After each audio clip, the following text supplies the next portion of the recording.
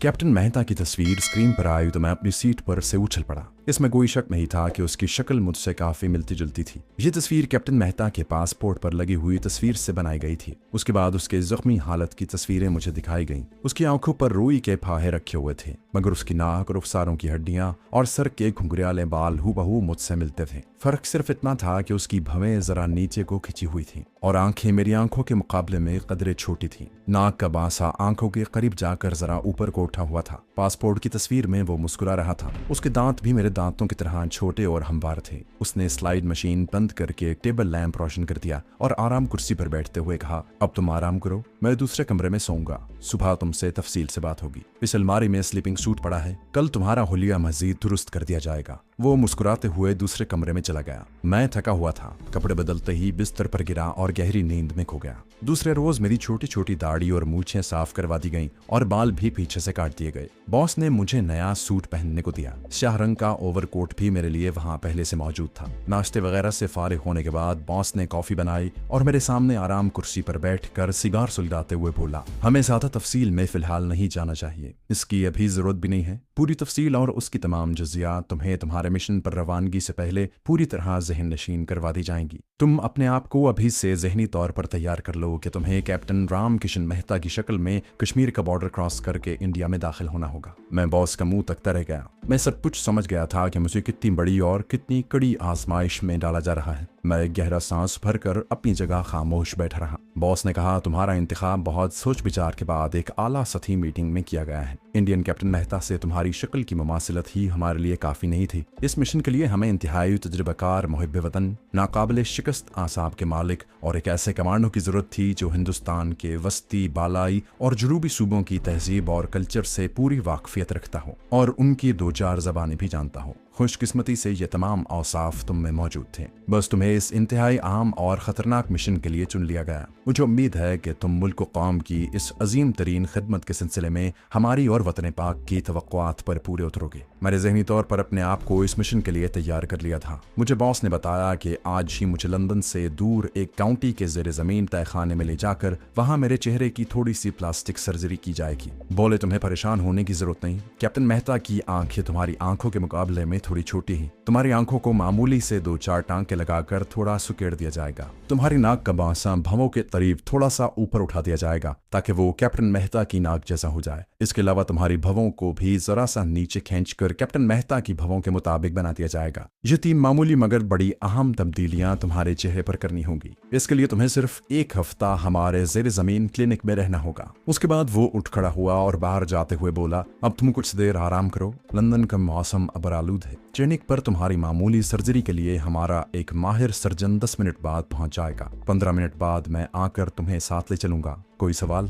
मैंने चेहरे को नफी में हिलाते हुए कहा, कोई सवाल नहीं, सब ठीक है। अपने वतन पाक के लिए जान भी हाजिर है। वो मुस्कुराया, मुझे तुमसे यही उम्मीद थी, और सर पर टोपी रखकर कमरे से निकल गया। उसके जाने के बाद मैंने टीवी ऑन किया। किसी चैनल पर लंदन शहर की आइंदा 24 घंटों का मौसम का हाल बताया जा रहा था। 15 मिनट बाद मेरा छोटी छोटी मूछों वाला बॉस मुझे लेने आ गया। मेरा बॉस लाहौर का ही रहने वाला था, मगर एक मुद्दत से बैरून मुल्क वतन पाक की खिदमत सर अंजाम दे रहा था। बैरक के बाहर एक स्टेशन वैगन खड़ी थी जिस पर डेयरी फार्म के अंग्रेजी अल्फाज लिखे हुए थे। मौसम वैसा ही अबरालूद और सर्द था। वैगन बॉस खुद ही चला रहा था। कई छोटी बड़ी वीरान और आबाद सड़कों पर से गुजरते हुए आखिर हम एक काउंटी में आ गए। काउंटी के हरे भरे खेतों के पीछे खालिस इंग्लिश वज़ा के कॉटेज बने हुए थे। कहीं कहीं किसी कॉटेज की चिमनी में से हल्का हल्का धुआं निकल रहा था। वैगन काउंटी को पीछे छोड़ती हुई थोड़ी दूर जाकर एक जंगल की चढ़ाई चढ़ने लगी। दूसरी तरफ ढलान पर से उतरी तो मुझे बाएं जानिब एक छोटा सा कॉटेज दिखाई दिया जिसके सहन के किनारे लकड़ी का जंगला लगा था। मालूम होता था कि इस कॉटेज में कोई नहीं रहता।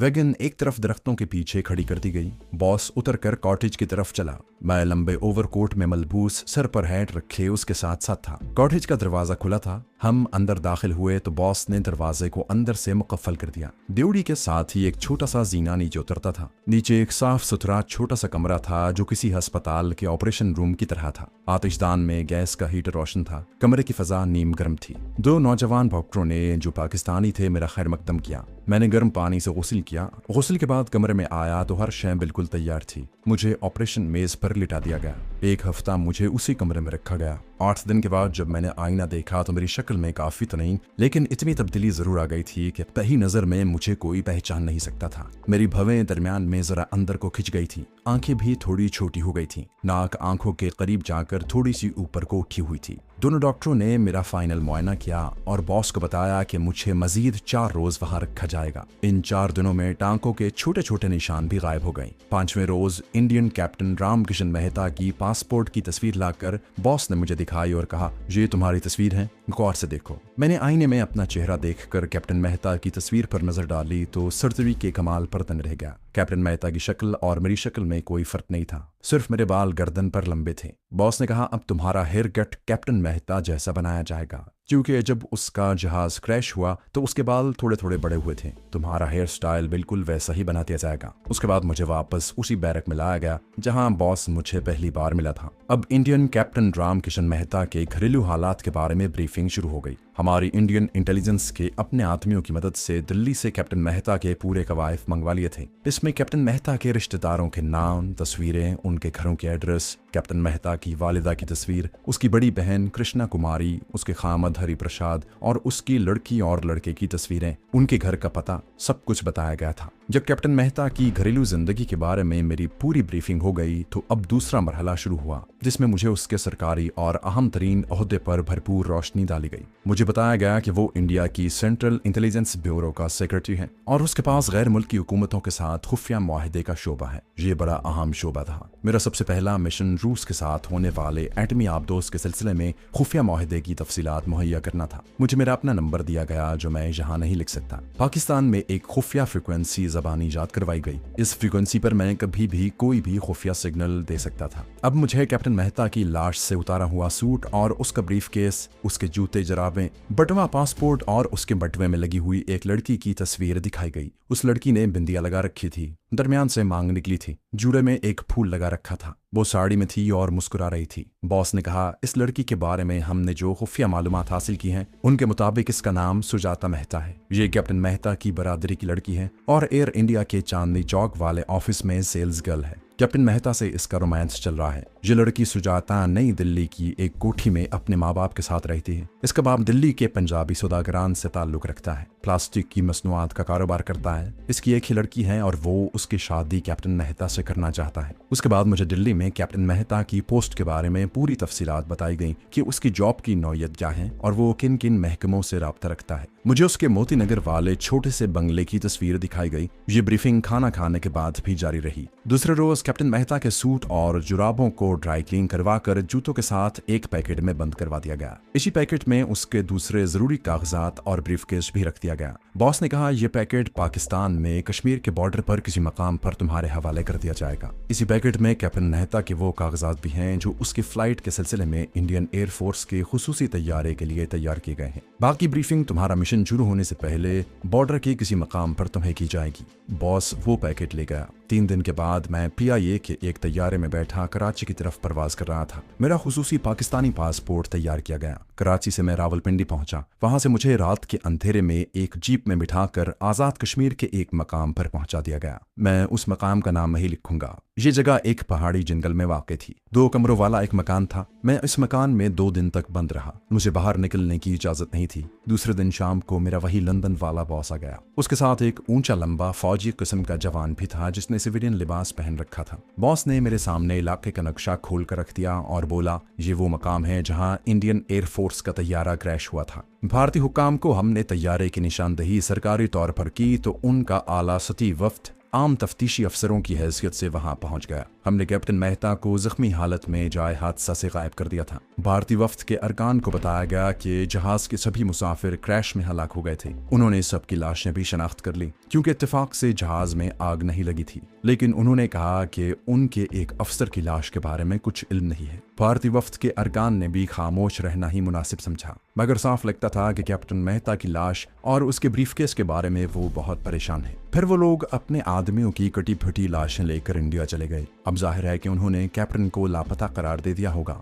वो यकीनन ये सोच रहे होंगे कि कैप्टन मेहता जख्मी हालत में भी किसी तरह जाए हादसा से फरार हो गया था और अब वो भारतीय सरहद में दाखिल होने की कोशिश करेगा। इस सूरत हाल से तुम फायदा उठाओगे। तुमको हम इंडिया के बॉर्डर पर छोड़ देंगे, जहां से तुम बड़ी आसानी से सरहद पार करके मकबूजा कश्मीर में दाखिल हो जाओगे। उसके बाद तुम बॉर्डर फोर्स के आदमियों को यकीन दिलाओगे कि तुम कैप्टन मेहता हो। तुम्हें तुम्हारे ऑफिस, तुम्हारे घर और सुजाता के टेलीफोन नंबर भी बता दिए जाएंगे। क्या इस सूरत हाल को तुमने अच्छी तरह ज़हन नशीन कर लिया है? मैंने उन्हें बताया कि मुझे इतनी शदीद ब्रीफिंग की गई है और मेरी शक्ल इस हद तक कैप्टन मेहता की शक्ल से मुमासिल है कि अब मैं अपने आप को कैप्टन रामकिशन मेहता ही समझने लगा हूँ और लगता है कि मैं पाकिस्तान की सरहद पार करके अपने घर दिल्ली जा रहा हूँ। बॉस और उसका साथी जरा सा मुस्कुराए। फिर बॉस ने मुझे तीनों फोन नंबर लिखवा दिए, जहाँ मुझे रामकिशन मेहता की एक नोटबुक भी दी गई जो उसकी जेब से निकली थी और जिसमें उसका सेविंग अकाउंट नंबर दर्ज था। उसका हिसाब दिल्ली के पंजाब सिंध बैंक में था। चेकबुक नहीं मिल सकती थी। बॉस ने कहा हो सकता है कि कैप्टन मेहता की चेकबुक उसके ऑफिस के दराज में हो। तुम होशियारी के साथ उसका पता लगाना और सुजाता मेहता से मिलते वक्त मोहतात रहने की कोशिश करना कि वो तुमसे दूर ही रहे। शादी के बारे में हरगिज हामी न भरना और उसके साथ बेतकल्लुफ न होना। हर हालत में एक बात को फरामोश न करना कि तुम मुसलमान हो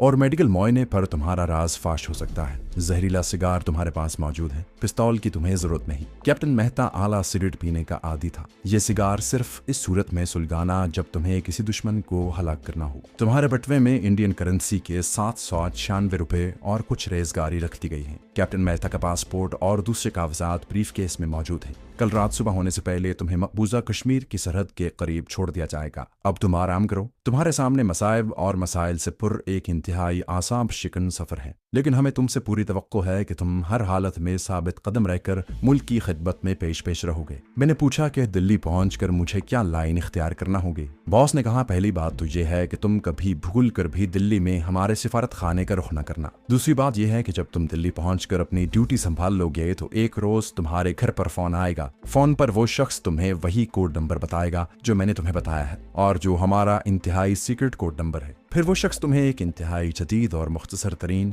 और तेज ट्रांसमीटर देगा। उस ट्रांसमीटर की मदद से तुम हमारी फ्रीक्वेंसी पर अपना कोड वर्ड बताकर किसी भी वक्त राब्ता कायम कर सकोगे। इस फ्रीक्वेंसी पर तुम्हें तुम्हारे अगले प्रोग्राम से मरमूज अल्फाज में आगाह कर दिया जाएगा। तुम हमारे मरमूज कोड को अच्छी तरह जानते हो और तुम्हें उसके खुफिया हरूफ ज़बानी याद है। ये बड़ी अच्छी बात है कि तुम्हें कोड बुक साथ नहीं रखनी पड़ेगी। अब तुम आराम करो, मैं कल रात आऊंगा। इस दौरान तुम उस पहाड़ी मकान से हरगिज बाहर नहीं निकलोगे और रात को सिर्फ मोमबत्ती रोशन कर सकोगे। एक बूढ़ा आदमी तुम्हें खाना वगैरह पहुंचाता रहेगा। ना वो तुमसे कोई बात करेगा और ना तुम उसको बुलाना। बॉस चला गया। आखिर वो लम्हा आन पहुंचा जिसका मैं बेसब्री से इंतजार कर रहा था। मेरी हालत ऐसी थी कि मैं चाहता था कि जितनी जल्दी हो सके मैं बॉर्डर क्रॉस करके भारत की सरजमीन पर दाखिल हो जाऊं। 2 रोज से ये लोग मुझे कैप्टन मेहता कहकर पुकारने लगे थे। बॉस अंदर दाखिल हुआ तो हाथ जोड़कर नमस्कार किया। मैं मुस्कुरा दिया। बॉस ने संजीदा होकर कहा, तुमने जवाब में नमस्कार क्यों नहीं किया? कैप्टन मेहता, क्या तुम हम पाकिस्तानियों की मेहमान नवाजी का जवाब सर्दमेरी से दोगे? मैंने तुम्हें जख्मी हालत में जहाज के मलबे से उठाया है,